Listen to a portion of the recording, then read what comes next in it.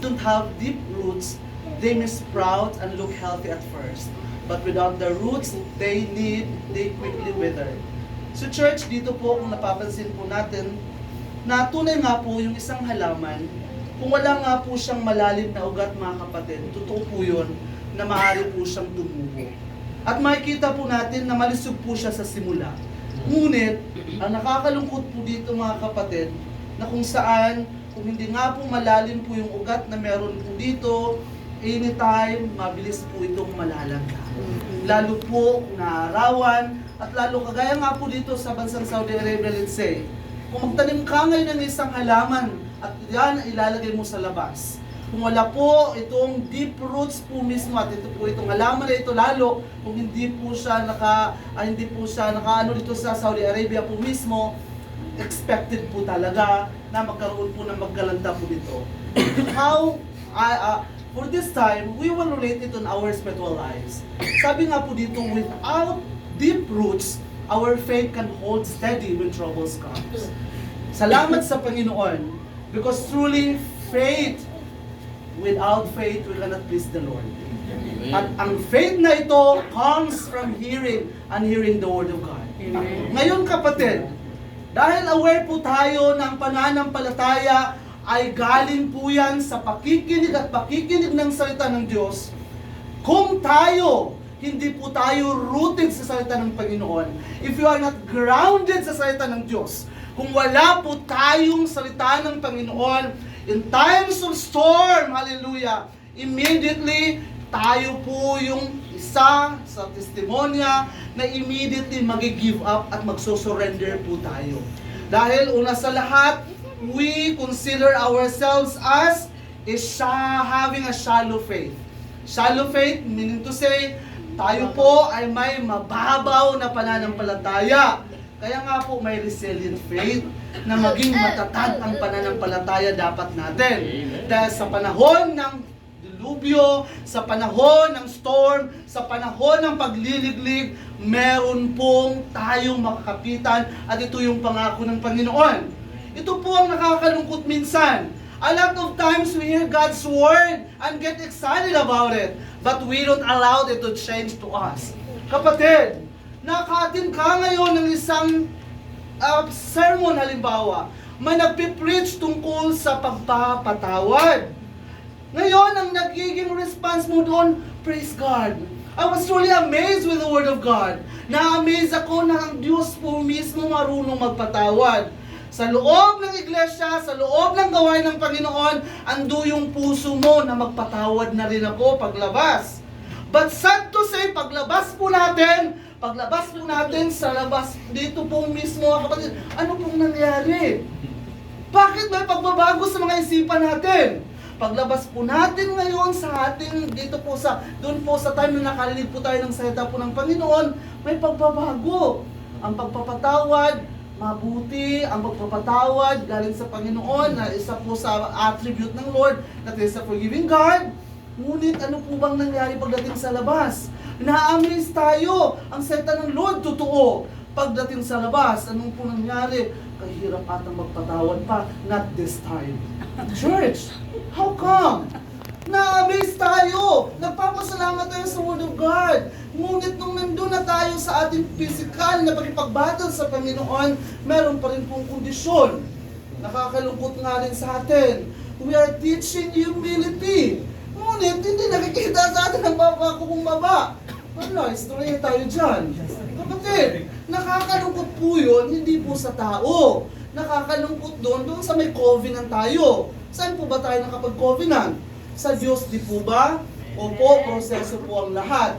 But if you allow the words of God to sink in and to change you, it will happen.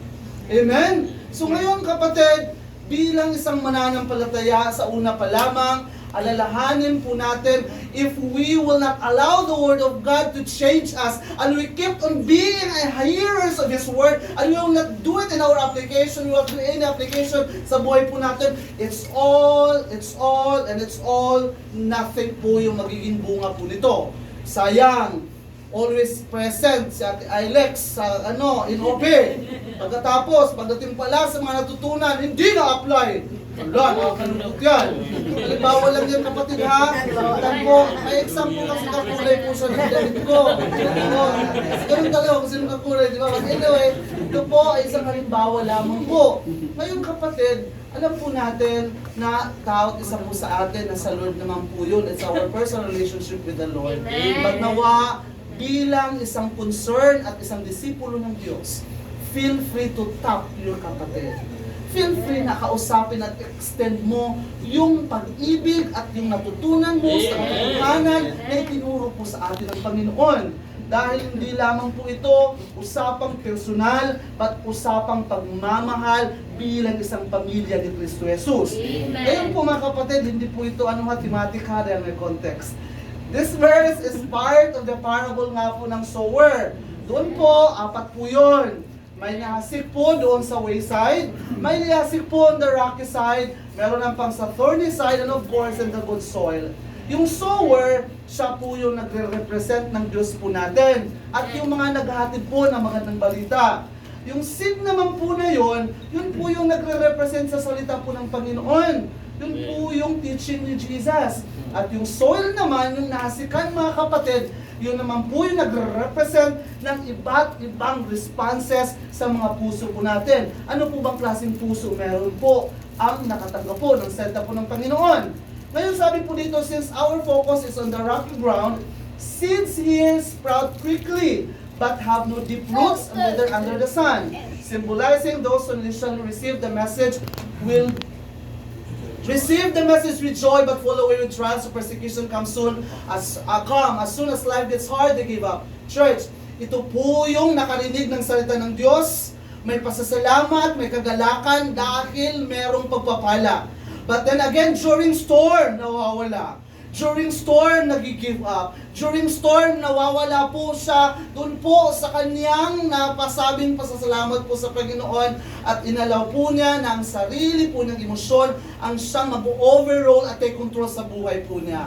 Ang nangyari po dito, isang nakarinig ng salita ng Diyos na pagdating ng pagsubok, siya ay humiwalay mismo at nag-disconnect doon po sa direksyon ng Panginoon. Pwede po bang tapikin mo yung katabi mo, kapatid, isa ka ba dyan? Yeah. Of course, hindi na po. Amen. Noon po yun, praise the Lord. Praise the Lord po, dahil because of the Word of God, na tayo nga po ay nandito po sa night of prayer, dahil natin ang Diyos ay narito. Ang salita ng Diyos ay makapangyarihan, and we are willing to let the Word of God change us. Because of His words, because of God's grace, nagkaroon po ng totoong transformation. Ngayon po, 3 puntos po mga kapatid, paano po ba? Paalala lang po ito kasi maraming beses natin narinig. Having a meaningful time with God. Bakit po ito po yung una na ibinigay po sa akin? It's not just having time with God, but it's meaningful. Dahil kailangan po natin ng quality time with the Lord.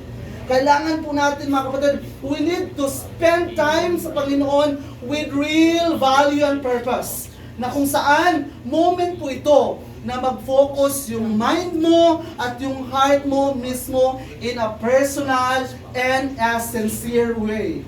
Ibig sabihin mga kapatid, ito po yung time na ikaw at ang Diyos lamang. Na walang disturbo, walang pwedeng mang-i-store po sa atin, ngunit usapang ikaw at ang Creator lamang. So kapatid, ginagawa po ba natin yung meaningful time natin sa Panginoon? Amen. Or naggagawa lang tayo ng devotion kasi nag-aral tayo sa Pepsol, nag-aral tayo ng School of Leaders, pagkatapos ng pag-aaral, kaliwali. Kaliwali kapatid, please! Do it for the Lord! Kung totoo po ang pag-aaral na ginawa po natin, gawin po natin yon. Dahil sayang kapatid na pinuro na sa atin. Una, kailangan ma-engage po tayo sa panalangin at at the same time, yung pagbabasa nga po natin at not just to read, but meditate the Word of God. Tingnan po ninyo mga kapatid, dahil itong dalawang ito po is a radical way of communication. Dahil po, diretso po yan. Ikaw mismo na nananalangin, direct po yan, ipapaabot mo sa Panginoon kung ano man ang nais mong ibuabot sa Kanya. Hindi na po tayo mga shallow Christian ha. na mananalangin lang tayo diretso, Lord, may kailangan ako. Pwede naman siguro humingi mo ng patawad. Pwede naman pasalamat mo sa Panginoon. Hindi po, mga kapatid, ang ibig kong punto, ang ibig kong naisabihin ay nawa sa bawat isa po sa atin. Kung tayo po mismo nakaka-direct sa Panginoon, kung nais po natin siyang kausapin, siya naman, nawa po, willing naman tayong makinig sa pamagitan po ng salita po niya. Hindi po ito, kasi po mga kapatid ha, lagi po na itong alalahanin ng pag-aaral natin, lalo po sa mga school of leaders, sa mga estudyante, hindi ito pagalingan at pagandahan po nang wala pong best in writing doon. Hindi po wala pong wala pong editor, wala pong best in featuring, in editorial, anything po. But ito po ay ikaw at ang Diyos. Ito po yung time na kung ano man ang message na sa iyo, papakinggan po natin. Amen. Kaya nga, not just to read, but to meditate it, dahil dito po mangungusap ang Panginoon. And at the same time, in-include ko na rin po yung worship. Dahil bilang mananampalataya ng Diyos, always sing praises to the Lord. Na kung saan ito yung kaparaanan to give thanks sa Panginoon kung ano man po yung ginawa po niya sa buhay po natin. Good or God, praise the Lord. Amen? Kung may pinaghihiwalay man, praise the Lord. Amen. Ganon. Hindi yung ganun, iniisip pa natin, bakit kami pinaghihiwalay? There's something wrong with us. But praise God, alam po natin, may pagkaayos man ng Diyos, alam po natin para sa kabubuti natin yan, at para po maiayos po yung relasyon po natin sa Panginoon. And at the same time, sabi nga po dito, as you take time to pray, read the Bible and worship, you will be amazed na nagkaroon pala how you exercise strengthens your faith. The more you get to know God, the more you love Him. The more you get closer to Him, the more you're not worried about anything, but to be grateful in everything. Ito na po yung bunga. Praise God. Dahil natututo po tayong magkaroon ng pusong mapagpasalamat. And the main objective is not just to study about Him, but to spend quality time with Him. Church, ito po yung time na relasyon po ang ating ipo-focus. It's relationship time. Dahil ang mahalaga na may tama at totoong relasyon po tayo sa Panginoon. Amen. Shaken man, marami mang storms, marami mang pagsubok at anuman po yung aatake po sa atin, patuloy po tayo to be strong in the presence of the Lord. Kaya tapikin mo yung katabi mo na naman, let's sabihin mo, kapatid, igsuon! Igsuon! Amen! Sa Panginoon pa rin po tayo. Amen? So church, pangalawa po, kailangan po natin magkaroon ng connection to connect regularly with a group of believers. So ibig sabihin, bakit hindi po siya connect lang sa mga kapwa po natin mananampalataya? Kailangan ng regular, always po yan, constant po yan, at continuous po yan. Hindi po yung dahil sa ating kagustuhan. Hindi dahil wala tayo sa mood na pumunta, dahil gusto natin na mapag-isa, at dahil kapag sa oras na ito, ayaw na muna natin. But make it as a habit. Make it as a lifestyle na regularly maging party po tayo, na kasama po natin ng ating kapwa mananampalataya. But remember church ha, kung mahal mo ang kapatid mo sa pananampalataya, even you, willing po tayo magpaturo kung may tatama sa atin. Hindi po natin minsan nag-overthink po tayo. Kung tinatama tayo ng pastor natin, iniisip na agad natin, napakialamera itong pastor namin. Nangingialam, papalad ka kasi kapatid, hindi ka pinost doon. Ang dati at nanay mo sa iglesia, PM is the key yan. Or else, kakausapin kaya ng maayos, di ba? Kasi ganun kanya kamahal. Amen. Hindi niya hayaan na marami pa ang may involved. Kung mahal mo sa Panginoon ang kapatid na yan, kausapin mo yan ng personal at sabay-sabay kayong magpalakasan at ang pag-ibig pa rin ng Diyos ang siyang mananaig po dyan. Kaya kagaya nga po ng Hebrews 10:25, not giving up, meeting together as some are in the habit of doing, but encourage one another, and all the more you see the day approaching. So church, ito pong usapan natin. Yung pagdalo po natin ng ganitong gawain is a plus factor. Yung divine service is a plus factor, but I encourage you to engage or ma-involve po tayo sa self-grouping. Dapat po may sarili po tayong mga grupong may cell po tayo. Bakit? Dahil dyan po, mas lalo po tayong makikilala natin ang bawat isa, maalam natin kung sino po yung mahihina at nagagabayan po natin how to deepen the relationship sa Panginoon and how to develop their spiritual roots. Dahil po, tayo po na matatatag na meron pong naitanim na salita ng Diyos, tayo po ang gagamitin po sa kanila para masigit po din ang maunawaan kung ano po ba yung essence, bakit may relasyon tayo sa Panginoon. At higit sa lahat, yung cell group na ito mga kapatid, hindi po ito grupo-grupo lamang na magkaroon pa rin po ng compromisation. Dahil sabi nga po dito mga kapatid, one habit that you must keep doing is to get together with fellow believers. Fellowship is needed so that we will not astray from God and remain in Him until Jesus returns. Kapatid ha, ang fellowship, hindi ito usapang gagala kung saan paman. Hindi ito usapang punta kung saan paman. Kapatid, plus pa lang yun, plus lang yun. Pero ang real fellowship na tinutukoy po natin ito is godly fellowship. Amen. Nanawa, maging makabuluhan lagi po yung fellowship natin. Kung tayo ay pupunta ng Alramania at kakain sa Jollibee, kaya natin alam, baka iba ang way ng Panginoon.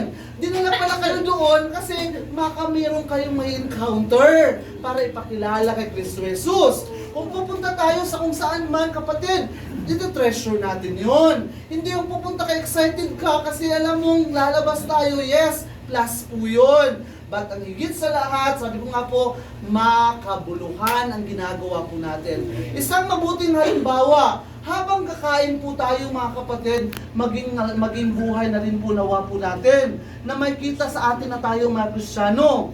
Ang mga Kristiyano kapatid, nagliligpit po yan. Amen. Amen. Nililigpit po yan ang ating mga kinakainan. Amen. Na makita nila that we are truly different. Di po ba? Kasi nakita po sa buhay po natin nakikita po natin lalo po yung mga nasa food chain, na mga fast food, nakita din po natin yung hirap ng pagsiserve po nila. Minsan pa, atat na atat tayo, katagal ng order, di ba? Hindi tayo makahintay.